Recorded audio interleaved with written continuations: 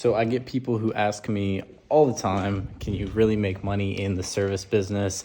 I'm going to answer those questions today, but first I got to go drop off my direct mail campaigns that I run. I'm not going to show the person's address, but they look kind of like this. Very simple white envelope. I want people to think maybe they're getting a wedding invitation in the mail, or, you know, just some sort of nice letter.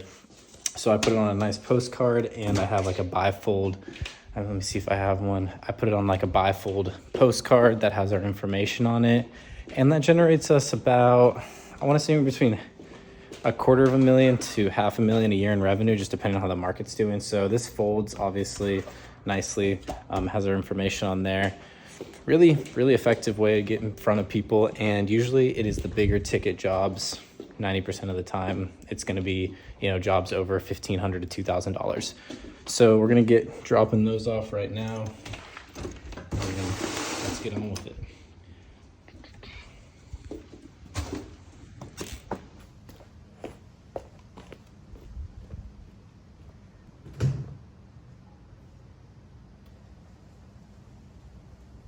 So for a lot of people who don't know, this is one of our trucks that we have. Pulls all of our bigger trailers. It's a big boy, dually 3500. This thing's honestly a beast. It's great vehicle, and a lot of people don't know how to start dualies. So I'm going to show you guys today how to start a dually. You're going to put the key in. You can see here, and you're going to put it on ACC, and you're going to let both your batteries warm up. You have on dualies, or on any diesels really, usually they have two engines on them. So you want to make sure you let both engines warm up, or both batteries warm up. Did I say? Yeah. Tongue-tied there. On diesel engines, you have two batteries usually, so you got to let both the batteries warm up. You're going to let them sit for another 5-10 seconds. Let it sit like this. So if you have a dually and you're not doing this, you make sure you're doing it. Or if you're thinking about getting one, here's a secret for you. But let that go, and then once its engines are warmed up, now big secret here is also let it sit as well, so you get everything kind of rolling. You should do this with any car, but especially with diesel engines, they're a little bit more fragile. So the question I've been getting asked a lot is, Ryan, can you make money in the service business? Yes, you can. You can make money doing anything. So it's a pretty easy, like generic, straightforward answer of yes. But, you know, with what I do specifically in the moving industry, the biggest thing that I always tell people first is, you know, it is a seasonal business. So with seasonal businesses, you have to make sure you're either doing something to supplement your finances during the off season, or you have a high quality or high amount of cash reserve in the bank. So what I mean by cash reserve is obviously what it sounds like, is having money in a reserve account that you don't touch, that can help float you through bad weeks, bad months, really any sort of time that you might need it. And that's very vital, especially for any small businesses, but service-based businesses that maybe has like ebbs and flows in the industry of, you know, what months are good, what months are bad. Right now we're going through a slower month and a slower year than usual. It's a pretty down market right now. People aren't really moving a ton. Things are just kind of slow. So, you know, do I have as much as I want? No, you never really do, but you got to make sure you have a reserve account for that very reason. So we're going to drop off our mailers, get that going, take you guys along with me, and let's go. So I let the truck sit for about, you know, 10-20 seconds. It's nice to let it juices flowing, and we're going to get going. So honest review of this truck too, a little backstory. I actually had the engine go out, and it was probably 6 months after buying the truck that the engine completely overheated on me. And apparently it was this crazy never happens issue. My warranty company didn't want to cover it, so it was 12 grand out of pocket to get the engine replaced. And then a couple days later, the brakes and the front chassis all started having issues. So I bought this truck for it to be, you know, one of those million-mile trucks, and it ended up not being the case. So if you're interested in getting a Dodge Ram, I definitely would just recommend buying something new. I bought used, and it kind of backfired. Usually I have good luck with used trucks, but I guess not. So back to service-based businesses, I think they're a W. I think they're easy to start, little to no money, and you can definitely get started just with a pickup truck. Any sort of truck, SUV, you can get going in this industry specifically. If I was to do it all over again, I would probably do more of a repeat business model, something that someone maybe gets done weekly, monthly, cleaning, services, just something that has a little bit more value to the customer, the lifetime value of a customer. So definitely look for that when you're trying to pick what industry you're gonna be getting yourself into.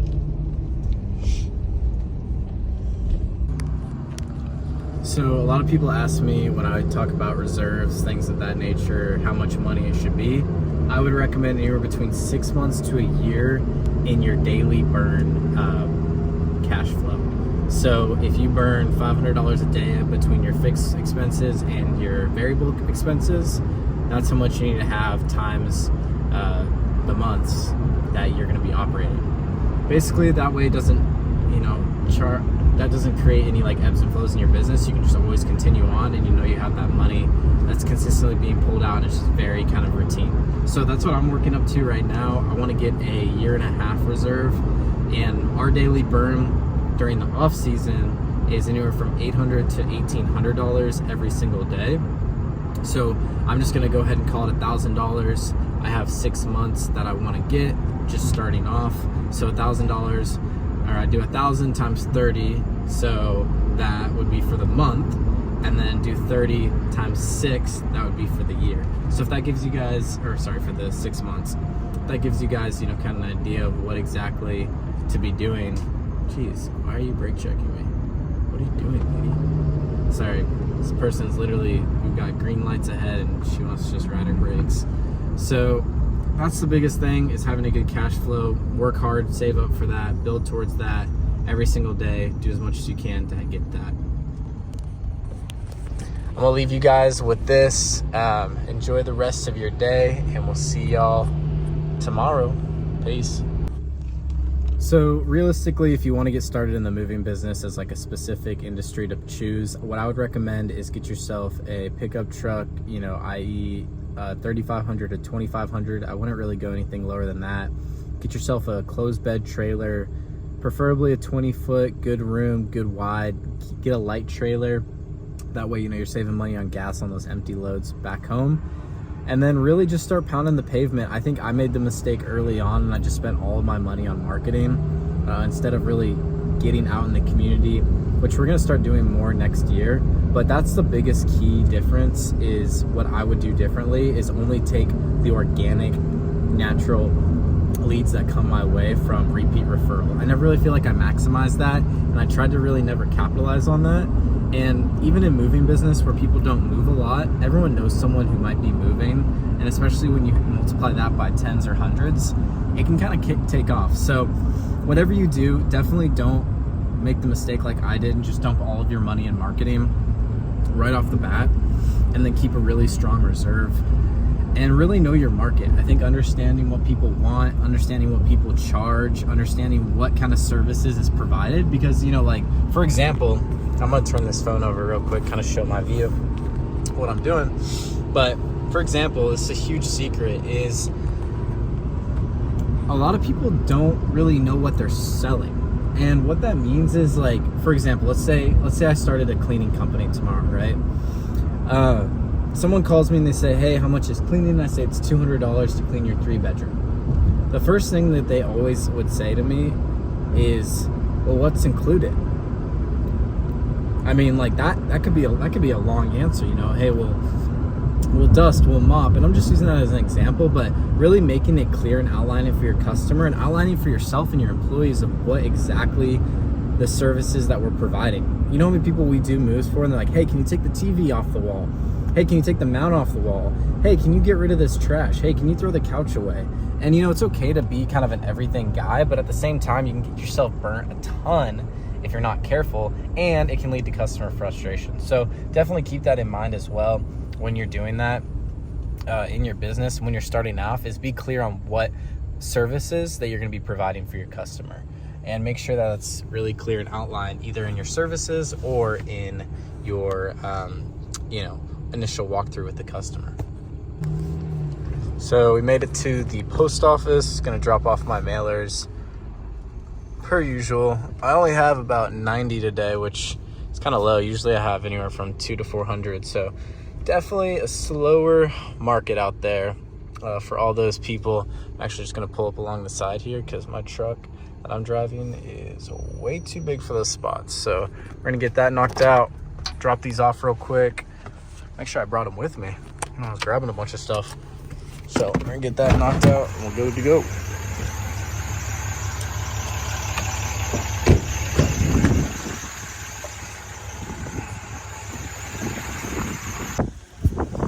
Done with that. Go ahead.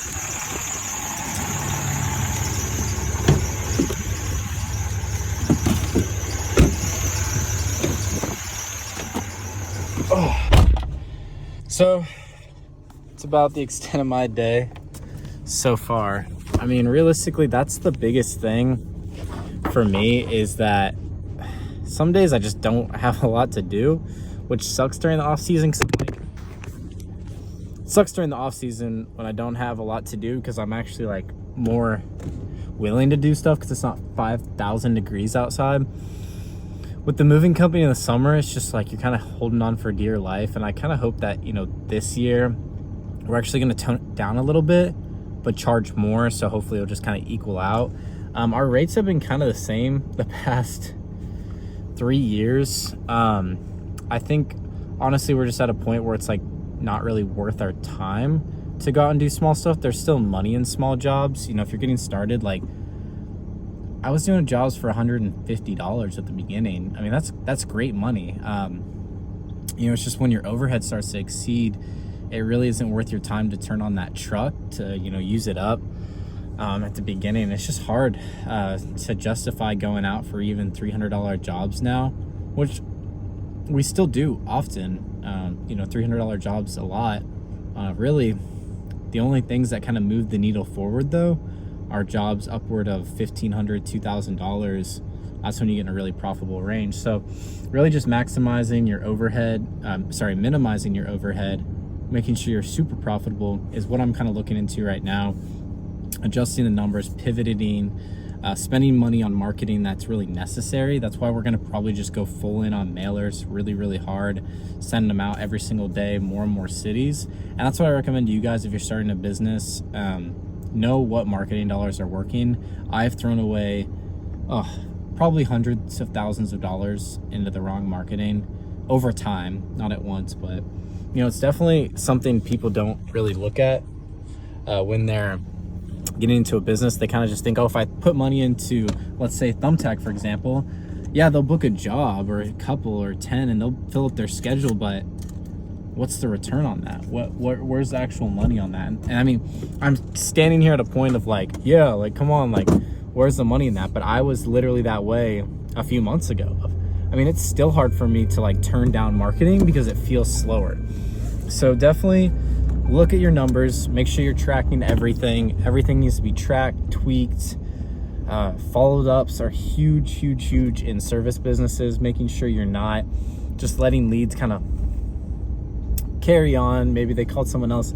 A lot of the jobs that I book, follow-up wise, people always say, oh yeah, I was trying to call you back, but I couldn't. Sorry, I'm holding you guys. I was trying to call you back, but I couldn't find your number. That is so common. And you have to think about it like a person. Like, how many times, like, it's, sorry guys, it's not their job to follow up. That's the thing, is it's like, it's not their job to follow up with you. It's your job to follow up with them. And sometimes people can feel pestered, but realistically, people appreciate it. People like someone who's thorough, people who like someone who does their job and follows up, follows through, you know, asks if they have any questions, asks if there's anything they can be an assistance of. That's super vital in this generation, you know. So my plan the next, let's say 3 months is to really get out in the community. I personally have been struggling lately with the whole like seasonality thing that I was talking about earlier. And, you know, for me, I'm just bored, and then I want to always do more, I want to be more, I want the company to grow faster, when in reality it just takes a lot of time. If you're getting into service businesses, you'll start making good money your first year if you're focused. You'll start making really good money 3 years in, and then it'll kind of be, you know, and I'm not saying every single person's this way, but unless you have a ton of money given to you, like I did not, unfortunately, have any money given to me, it just takes longer to grow. I know companies that they started off with either a big loan, someone inherited the money from somebody, and they were to explode overnight. Really, money's just the biggest catalyst to get you propelled to where you need to go, and then the second is going to be time. So my theory the next couple of weeks going into the new year is to really get out in the industry, people in this industry, not just, you know, obviously moving companies, realtors, apartment locators, things of that nature, to really try to build relationships, because those have been the most fortuitous comment what the actual, how do you say that word, but you guys, the best way to make money in the long term is to build good relationships, get repeat business. There's people out there who know people who are moving every week. I guarantee there's one person out there. If I can get to know that person, meet that person, good to go. I have a guy that uses us pretty much, I'd say 3 to 5 times a month.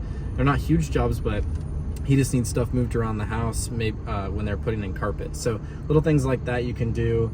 Just a ton of different ways that I want to get out there, put postcards out, go drop off business cards at, you know, storage complexes, things like that. So we'll see where we go, what kind of is entailed with the following months, and we're just going to get grinding.